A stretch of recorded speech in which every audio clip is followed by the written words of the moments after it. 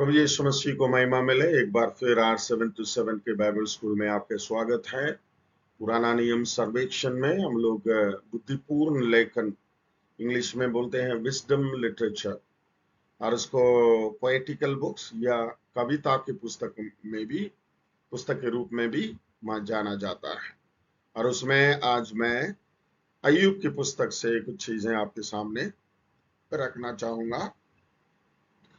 मैं पहले से ये कहता हूं, यहाँ पे आपको जो शिक्षा मिलती है एक इंट्रोडक्शन या एक परिचय के रूप में ही आपको मिलेगा, लेकिन ये आपको प्रेरणा देने पाए कि आप जा करके और जो सोर्स संसाधन आपको जो मिलेगा इस संबंध में इस पर अध्ययन करें।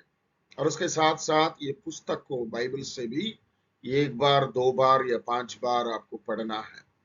जब तक बाइबल नहीं पढ़ते हैं, जब तक कि पुस्तक को नहीं पढ़ते हैं, तो फिर कम जानकारी रहती है।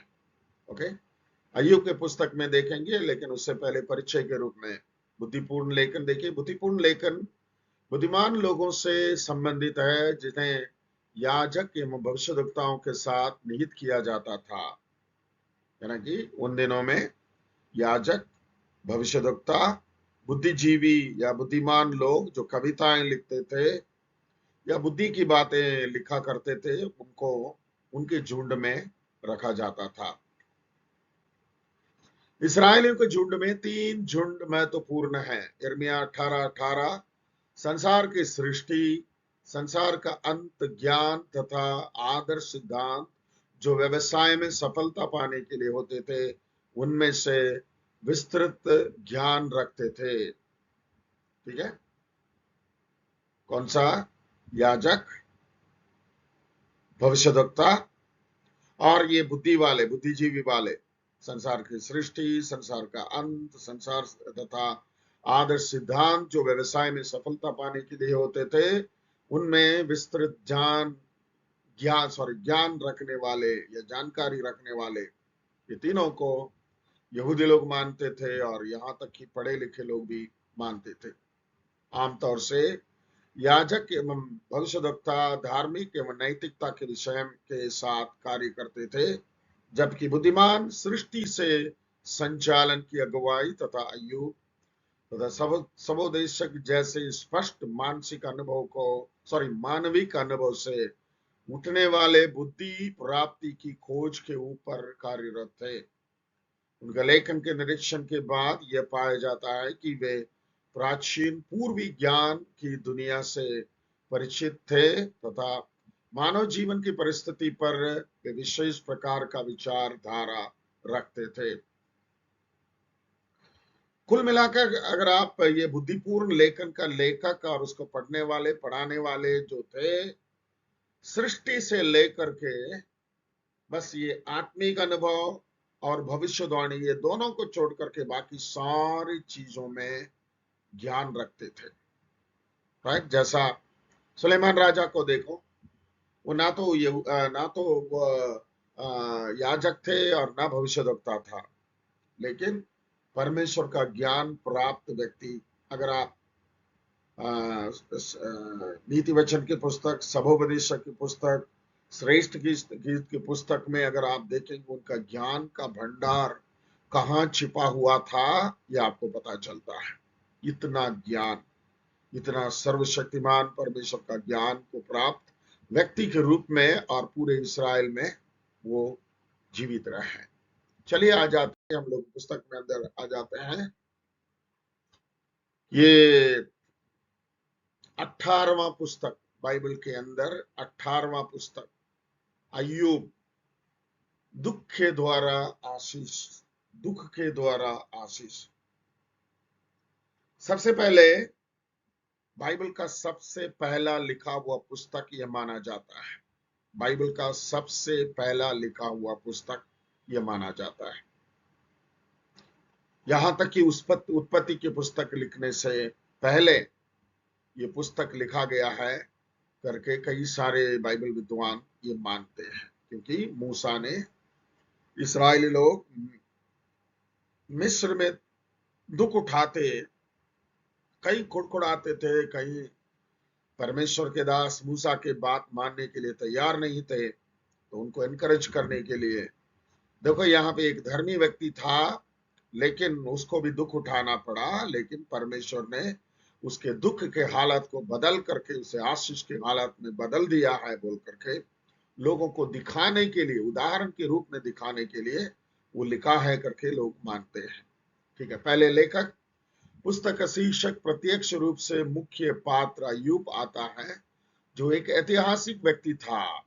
यिर्मयाह के पुस्तक 14वें अध्याय उसके 14वें आयत 20वें आयत में, और याकूब की पुस्तक 5वें अध्याय उसके 11वें आयत में, यानी कि और लोग इसको कोट करते हैं, फिर भी लेखक अज्ञात है, तथा कोई भी पुस्तक में ऐसा भाग नहीं है जो लेखक के परिचय के लिए उद्धृत किया जाए। लेकिन अधिकांश बाइबल स्कॉलर्स ये मानते हैं कि ये मूसा ने इस पुस्तक को लिखा है। तिथि, राइट, डेट जो है, ये जरूरी है कि लिखने का समय तथा पुस्तक की घटना के बीच को जाना जाए। पुस्तक में घटना का समय तथा पुस्तक के लिखने का समय दो विभिन्न बातें हैं। घटना दूसरी सहस्राब्दी ईसा पूर्व में पैतृक समाज में समय में हुई होगी, जो अब्राहम समय काल होगा। बहुत सारे तथ्य और इस समय का समर्थन करती है। कौन कौन सा? नंबर 1, अय्यूब 140 वर्ष से अधिक जीवित रहा। 42वें अध्याय उसका 16वें आयत, यानी कि उस समय से ही लोग लंबे आयु तक जीवित रहे, यानी कि अय्यूब के घटना जो है, अय्यूब लंबे आयु तक जीवित रहने वाला एक व्यक्ति रहा। दूसरा, अय्यूब के समय में अर्थव्यवस्था धन का माप पशुधन से किया जाता था। पैसा, करेंसी, बैंक बैलेंस नहीं बताया जाता है। उसके पास कितने ऊंट थे, कितने गधे थे, कितने घोड़े थे, कितने गाय, बैल, भैंस, ये सारी चीजें उससे नापा जाता था। तीसरे, अब्राहम, इसहाक, याकूब की तरह अय्यूब भी अपने परिवार का याजक रहा। पहला अध्याय उसके 5वीं आयत, तो मतलब अब्राहम का टाइम का रहा होगा। चौथा बात जो है, इसराइल देश का उद्धत न होने की कमी या मूसा की व्यवस्था मूसा पूर्व तिथि का, यानी कि 1500 ईसा पूर्व के पहले अनुमोदन करती है। यानी कि अय्यूब बलि देता है, बच्चों के लिए मिन्नत करता है, लेकिन व्यवस्था के बाद यहाँ पे बोलते नहीं दिखता है। इसलिए मूसा के द्वारा परमेश्वर इसराइलियों को व्यवस्था देने से पहले, यानी कि अब्राहम, इसहाक, याकूब के टाइम में रहा हुआ व्यक्ति ये माना जाता है। ठीक है, सो ये है डेट के बारे में थोड़ा सा जानकारी। उसके बाद लेकिन तिथि के विषय में 3 मुख्य विचार हैं, ये आप याद रखिए। नंबर, पैतृक वर्ष इस घटना के तुरंत बाद के समय। पैतृक वर्ष इस घटना के तुरंत बाद के समय, पैतृक वर्ष आप समझ रहे हैं, राइट। एंड देन दूसरा, सुलेमान के समय में 950 ईसा पूर्व विचार है, या फिर तीसरी बात बंधुआई के समय या उसके बाद। भले ही एहजकेल 14:14 के द्वारा अय्यूब के बारे में उद्धृत है, जो देर वाली तिथि देती है। अय्यूब के द्वारा दिए गए भाषण तथा दोस्तों के द्वारा बहस प्रतीत होता है कि इस घटना के होने के तुरंत बाद ही इसे लिखा गया था। यानी कि 3 मित्र जो उसके बुरे हालत पर उसको तसल्ली देने के लिए आते हैं, लेकिन लास्ट में उसके ऊपर ही इल्जाम लगा करके बैठते हैं। ठीक है, ये आपको मालूम है, आगे के पृष्ठ में हम लोग देखेंगे। ओके, पुस्तक का शीर्षक देखिए, अब्राहम, इसहाक तथा याकूब के समय में रचा गया। अय्यूब की पुस्तक का नाम उसके मुख्य पात्र एक व्यक्ति जो अय्यूब कहलाता है से लिया गया था। अत्यंत दुख या धन, परिवार तथा स्वास्थ्य को लेकर उसका अनुभव किया। अय्यूब प्रश्न क्यों के साथ संघर्ष करता रहा। अंग्रेजी माप अय्यूब इब्रानी शब्द से आता है, जिसका मूल रूप से अर्थ होता है उग्र होना या एक शत्रु होना। अय्यूब का यह मतलब होता है, लेकिन इसका समर्थन करने के लिए थोड़ा सा भाषा की घटना है। दूसरे लोग तर्क रखते हैं कि नाम का वास्तविक रूप अय्याबूस था, जिसका अर्थ है मेरा पिता कहाँ है। राइट, मेरा पिता कहाँ है। दूसरे रूप सलाह देता है, ये एक अनाथ था, दोगला। ठीक है, ये पुस्तक का शीर्षक है। सब बस इतना आप ले लीजिए। अय्यूब के नाम से ये पुस्तक लिखी गई है। अय्यूब है उसका मुख्य किरदार या पात्र, आप इतना याद रखिए। और इसमें विषय एवं उद्देश्य को हमें ध्यान से देखना जरूरी है। कौन सा विषय और उसका उद्देश्य क्या है। विषय यहाँ पे देखिए, एक दिव्य नियोजित है। राइट, दुख तथा दुष्टता की उपस्थिति में परमेश्वर न्याय एवं दिव्य चरित्र का समर्थन करता है, उस पर आपको आइडिया देता है। वैसे ही एक पुस्तक भी, यह पुस्तक भी पुराने प्रश्न के साथ संघर्ष करती है, क्योंकि धर्मी मनुष्य दुख उठाते हैं। यदि परमेश्वर एक प्रेम का परमेश्वर तथा दयावान है, तो क्यों धर्मी लोग दुख उठाते हैं। और उद्देश्य को देखें, स्पष्ट रूप से परमेश्वर के सर्वोच्चता के विषय में दिखाता है तथा इसे मनुष्य को जानने की आवश्यकता है। परमेश्वर की सर्वोच्चता या संप्रभुता, इंग्लिश में ये बोलेंगे the highness and the sovereignty of God. इंसान कुछ भी बड़बड़ाए, कुछ भी अपने आप के बारे में बोले, परमेश्वर के बारे में समझे और लोगों के बारे में समझे, परमेश्वर की योजना हमेशा पूरा होता है। उसके खिलाफ करने का किसी का भी हिम्मत नहीं होता है। राइट, और परमेश्वर जो योजना बनाता है अपने लोगों के लिए, वो कैसा भी करके पूरा होता है। अय्यूब के 3 मित्रों ने सारभूत एक उत्तर होता है, हर दुख पाप के कारण होता है। ये 3 मित्रों का अवलोकन है। हर एक दुख इंसान के जीवन में जो होता है, पाप के कारण होता है। हालांकि एलीहू घोषणा करता है कि दुख का हमेशा अर्थ होता है धर्मी को शुद्ध करना। इसलिए परमेश्वर का उद्देश्य था कि अय्यूब की स्वयं धार्मिकता को निकाल दे तथा उसे उसके ऊपर संपूर्ण रूप से भरोसा करने के लिए अपने पास लाए। 3 बातें। नंबर 1, हर दुख का कारण पाप होता है।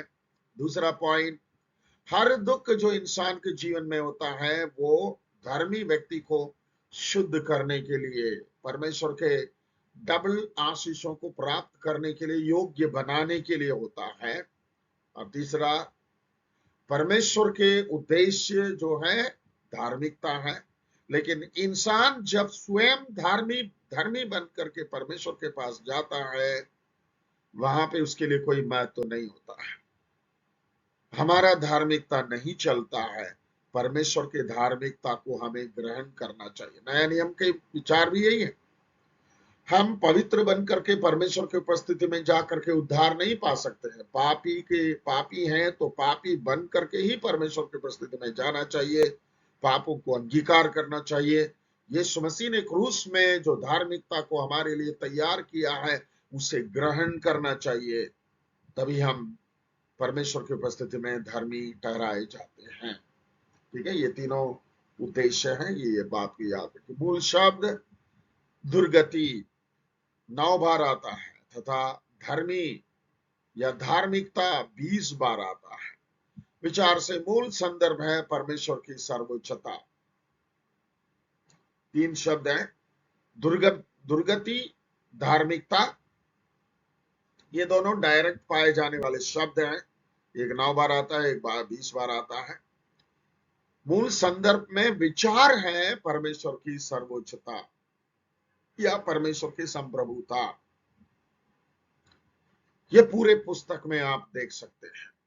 ठीक है, मूल वचन दूसरे अध्याय उसका 3 से लेकर के 6, 13वें अध्याय उसका 15वें आयत, 42वें अध्याय उसका 5 और 6, 42वें अध्याय उसका 10वीं आयत। ये सारे वचन को आप कम से कम 5 बार पढ़ना है।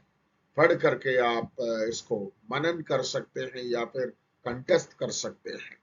राइट, आगे बढ़ते हैं हम लोग। मूल अध्याय में आ जाते हैं। अध्याय 1 से 2 फाटक के परीक्षित करता है। अय्यूब के दुख के स्रोत है शैतान का दोषारोपण तथा दुख मुसीबत जो अय्यूब पर आया। मतलब शैतान मनुष्य को परीक्षा में डालता है, उसका उद्देश्य है उसके लाइफ को बर्बाद करना। लेकिन परमेश्वर परीक्षा देता है जिसमें इंसान पास हो जाता है, परमेश्वर का डबल आशीष उसके जीवन में होता है। एक प्रश्न अय्यूब के मित्रों द्वारा उठाया गया, क्या निर्दोष को दुख उठाने की अनुमति परमेश्वर देता है? अध्याय 3 से लेकर के 37 में आप यही देखते हैं। क्या परमेश्वर निर्दोष को दुख उठाने के लिए अनुमति परमेश्वर देता है? जिसके लिए एलीहू ने जवाब दिया है, परमेश्वर देता है क्योंकि परमेश्वर को उसको और शुद्ध करना है और पवित्र करना है और परमेश्वर के लिए योग्य बनाना है। इस प्रश्न के प्रति उत्तर में अध्याय 38 से 41 तक परमेश्वर के उत्तर का बयान करता है तथा अय्यूब की शांति का बयान करता है। अध्याय 42 अय्यूब के पश्चाताप तथा वापसी का परिचय करता है। कुल मिलाकर के परमेश्वर इंसान को अगर परीक्षा लेते हैं या फिर शैतान को परीक्षा करने के लिए अनुमति देते हैं, पूरा पूरा परमेश्वर के कंट्रोल में ही रखते हैं। शैतान के हाथ में पूरा पूरा उसको नहीं देते हैं, गिरने नहीं देते हैं। अय्यूब मसीह का प्रतिरूप। अय्यूब में अन्य तरीकों से मसीह के प्रतिरूप देखा गया है। एक छुड़ाने वाले को याद करता है 19वें अध्याय में, मेरा छुड़ाने वाला जीवित है, अंत के दिन में इस धरती पे मैं खुद अपनी ही आंखों से उसे देखूंगा और उससे बातचीत करूंगा। 19वें अध्याय उसका 25, 26 और 27वीं आयत में आप देखते हैं। और एक मध्यस्थ के लिए अय्यूब की प्रार्थना 9वें अध्याय 33वें अध्याय और उसका 23वीं आयत में लिखा है, वो जानता है कि कोई है जो उसके दुख उठाने के दुर्गति के बारे में समझ सकता है, जिसका उत्तर केवल मसीह में है, जो हमारे दुख को पहचानता है। मसीह अंततः शैतान के दोष का उत्तर देते हैं तथा उससे हराते हैं। इब्रानियों को पत्री 2 अध्याय उसका 14वें आयत और 18वें आयत। चौथा अध्याय उसके 15वें आयत बड़ा विस्तीर्ण रूप में आप देखते हैं, हमारा ऐसा महायाजक नहीं है जो हमारे कमजोरियों में हमारे साथ दुखी ना हो सके, परंतु ऐसा महायाजक है जो हमारे साथ दुखी हो सकता है। हमारी सारी बातों में, यानी कि हमारे समान सारी बातों में परखा तो गया लेकिन निष्पाप निकला। और उसके साथ साथ रोमियो को पत्री 8वें अध्याय उसके 32 से लेकर के 34 तक भी आप देख सकते हैं, हमारे साथ दुख उठाने वाले, हमारी हर परिस्थिति को समझने वाला, हमारे दुख दर्द को समझकर हमारे लिए मदद करने वाला या मध्यस्थ करने वाला परमेश्वर हमारे लिए है। रूपरेखा में हम लोग आ जाते हैं। रूपरेखा नंबर 1 परिचय, अय्यूब का पतन या दुख होना 1 और 2 अध्याय में आप देखते हैं। और उसकी परिस्थिति और चरित्र 1 से लेकर के 5, उसकी विपत्ति और उसके स्रोत शैतान है 1:6 से लेकर के 2:10 तक। उसका सामना करना 2 अध्याय उसका 11 से लेकर के 13 तक आप पढ़ते हैं। और उसके बाद पॉइंट नंबर 2, 3 मित्रों की बातचीत या झूठी सांत्वना।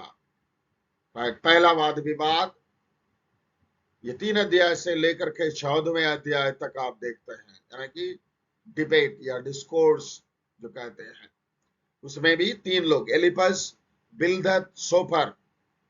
एलिपस, बिल्दद, सोफर, ठीक है। एक जगह में आप देखें एलीहू नामक एक शब्द व्यक्ति को भी देखते हैं, उससे ये ना लगे कि 4 व्यक्ति हैं, सिर्फ 3 ही व्यक्ति हैं। वो हो सकता है एलिपस का नाम एलीहू बताया गया हो, ठीक है। और दूसरा वाद विवाद जो है 15वें अध्याय से लेकर के 21वें अध्याय तक आप देखते हैं। एलिपस का उत्तर, बिल्दद का उत्तर, सोपर का उत्तर, राइट, ये तीनों जो है 15वें अध्याय से लेकर के 21वें अध्याय तक आप देखते हैं। तीसरे वाद विवाद जो है 22वें अध्याय से लेकर के 31वें अध्याय तक आप देखते हैं। एलिपस का उत्तर, बिलदद का उत्तर, और लास्ट में जो है एलीहू का वचन आप देखते हैं।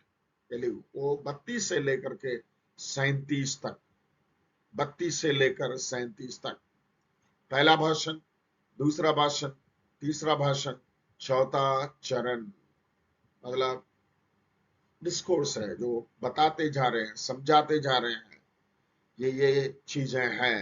राइट, पहला भाषण देखे, दुख के द्वारा परमेश्वर का निर्देश 32 से लेकर के 33। दूसरा भाषण परमेश्वर का न्याय तथा समझदारी का समर्थन 34, 1 से लेकर के 37। तीसरा भाषण सच्चे तथा निरंतर ईश्वर भक्ति का लाभ 35वें अध्याय उसका 1 से लेकर के 16। चौथा चरण जो है परमेश्वर की महानता तथा अय्यूब परमेश्वर के प्रति दोष आरोपण से दोष स्वीकार 36वें अध्याय 1 से लेकर के 37वें अध्याय उसके 24 तक आप पढ़ सकते हैं। और लास्ट में आंधी के द्वारा परमेश्वर का प्रकाशन, परमेश्वर का प्रगटीकरण, मतलब आंधी में से परमेश्वर ने पहला प्रकाशन को देखिए, सृष्टि में परमेश्वर के सर्वज्ञानीपन की घोषणा तथा अय्यूब का स्वयं के ऊपर दोष का स्वीकार। दूसरा प्रकाशन परमेश्वर का सामर्थ तथा मनुष्य की कमजोरी तथा अय्यूब का द्वारा प्रत्युत्तर 40वें अध्याय से लेकर के 42वें अध्याय 6वें आयत तक। समापन के वचन झूठे सांत्वना देने वालों को परमेश्वर की डांट तथा अय्यूब का पुनः प्राप्ति, मतलब अय्यूब को परमेश्वर ने पुनः स्थापित करके लोगों के सामने आशीष के रूप में खड़ा किया। यहां तक इसको समाप्त करते हुए मैं ये बताना चाहूंगा, अय्यूब ना सिर्फ पुराना नियम के लोगों के लिए परंतु नया नियम के लोगों के लिए भी एक आदर्श है। क्योंकि वह व्यवस्था के पुस्तक दिए जाने से पहले सीधा सीधा उसका संपर्क परमेश्वर के साथ है। राइट, व्यवस्था बीच में नहीं आता, व्यवस्थापक नहीं है वहां पे, भविष्यवक्ता नहीं है, याजक नहीं है, खुद याजक है।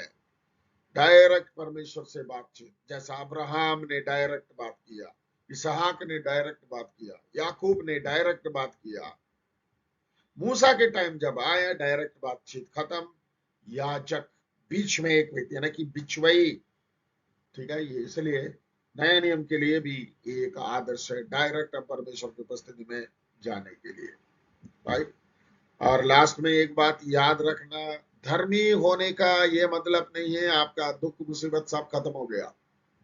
जब तक आप इस धरती पे रहेंगे, आपका शरीर के उद्धार जब तक पूरा नहीं होगा तब तक इस धरती पे बीमारी आ सकता है, परेशानी आ सकता है, दुख आ सकता है, मुसीबतें आ सकते हैं। लेकिन परमेश्वर का वायदा यह है, परमेश्वर उनके साथ रहकर उनको संभालेगा, गिरने नहीं देगा, बर्बाद होने नहीं देगा। राइट, परमेश्वर आपको आशीषित रखे। हम फिर से मिलेंगे अगले भाग में, और तब तक के लिए परमेश्वर आपको आशीषित और धन्य रखे। मैं आपके लिए प्रार्थना करूंगा, और इस विषय में यानी कि अय्यूब की पुस्तक में और भी कोई संसाधन से आपको चीजें मिलते हैं तो फिर आप जरूर उस पर ज्यादा अध्ययन करें। प्रभु आपके साथ रहे। Thank you.